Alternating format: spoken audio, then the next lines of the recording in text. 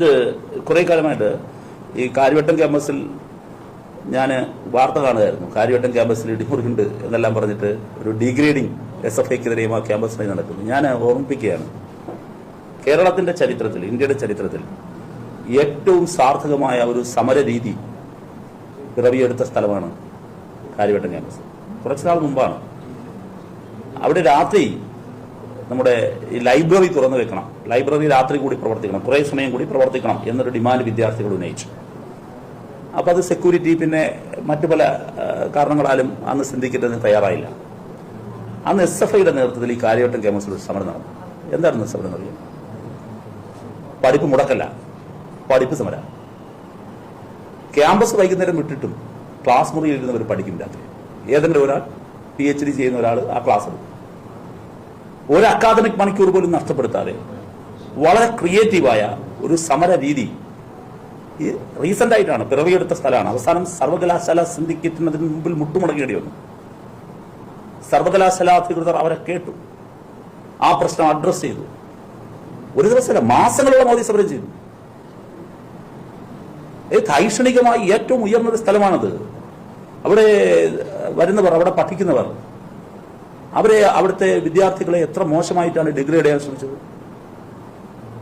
അവർ ഇടിമുറി നടത്തുന്നവരാണ്, അല്ല ക്രിയേറ്റീവായ പൊളിറ്റിക്സ് നടത്തുന്നവരാണ്.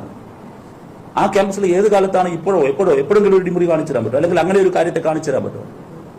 അങ്ങനെ ഏതെങ്കിലും വിദ്യാർത്ഥി, അവിടെ ഇത്രയും എലൈറ്റായ ഏതെങ്കിലും ഒരു വിദ്യാർത്ഥി, ഏത് രാഷ്ട്രീയത്തിലുള്ള ഒരു വിദ്യാർത്ഥി ആകട്ടെ, അങ്ങനെ അവിടെ കയറ്റി ഇടിച്ചാൽ അങ്ങനെ കൊണ്ടുകൊണ്ട് പോകുന്നവരാണോ? PG സ്റ്റുഡൻസ് അല്ലേ ഇവിടെ ഉള്ളവരല്ല? ഒരു ക്യാമ്പസിനെ എന്തിനാണ് കോൺഗ്രസ് നേതാക്കൾ ഈ വലിയ കാര്യത്തോടുകൂടി ഡിഗ്രേഡ് ചെയ്യാൻ നോക്കുന്നത്? SFI ഡിഗ്രേഡ് ചെയ്യാൻ ശ്രമം നടത്തുന്നു. അങ്ങനെ ഡിഗ്രേഡ് ചെയ്യാൻ ശ്രമിച്ചാൽ തകരുന്ന സംഘടനയാണോ SFI? ഞാൻ നിങ്ങളോട് വിനീതമായി ചോദിക്കുന്നു, MG കോളേജ് നിങ്ങളെന്തേ പോകത്തെ? എന്തേ പോകത്തെ? തിരുവനന്തപുരം ജില്ലയിലെ ഒരു ക്യാമ്പസ് അല്ലേ ധനുവച്ചപുരം കോളേജ്? അധ്യാപകരെ ആക്രമിച്ചില്ലേ?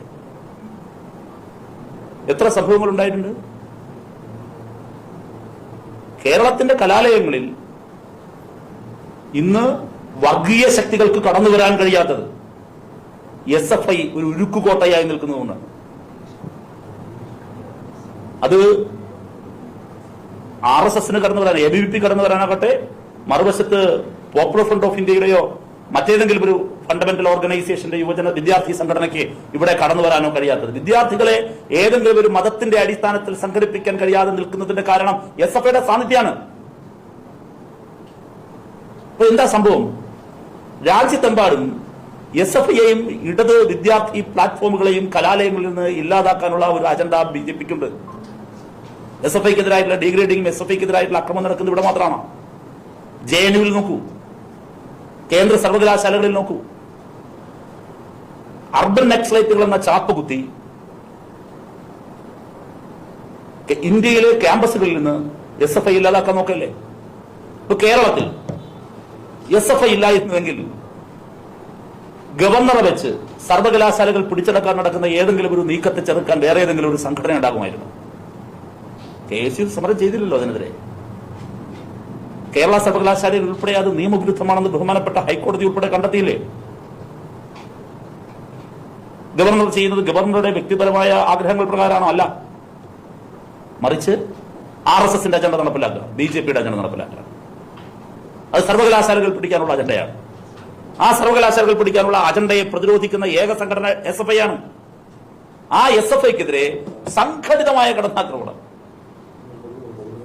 അത് അനീതിയാണ്. SFIയോട് മാത്രമല്ല, ചരിത്രത്തിലുള്ള അനീതിയാണ്. SFI എന്ന ഓർഗനൈസേഷൻ നിർവഹിച്ചിട്ടുള്ളത് ഏറ്റവും പ്രൗഢഗംഭീരമായ ചരിത്രമുള്ള സംഘടനയാണ്. എന്തെങ്കിലുമെല്ലാം പിശകുണ്ടാകും. ആ പിശക് എന്ന് പറയുന്നത് ആ പ്രായത്തിന്റെ അല്ലെ? നിങ്ങൾ ഓരോരുത്തരും ആ പ്രായത്തിൽ എങ്ങനെയായിരുന്നു ആ കാലയളവ് കടന്നു വന്നിട്ടുണ്ടാവാം. എന്തെങ്കിലും ഉണ്ടെങ്കിൽ നിങ്ങൾക്ക് മഹാപരാധമായി അത് പർവ്വതീകരിച്ച് ചിത്രീകരിച്ച് ഡീഗ്രേഡ് ചെയ്ത് SFI എന്നാൽ ഒരു മോശപ്പെട്ട സംഘടനയാണ് എന്നൊരു പ്രതീതി സൃഷ്ടിക്കാൻ ബോധപൂർവമായി നിൽക്കുന്നുണ്ട്. അതിനെ പ്രതിരോധിക്കേണ്ടത് കേരളത്തിന്റെ ആകെ ബാധ്യതയാണ് എന്ന് ഞാൻ ഇതിനെ ഓർമ്മിക്കാം.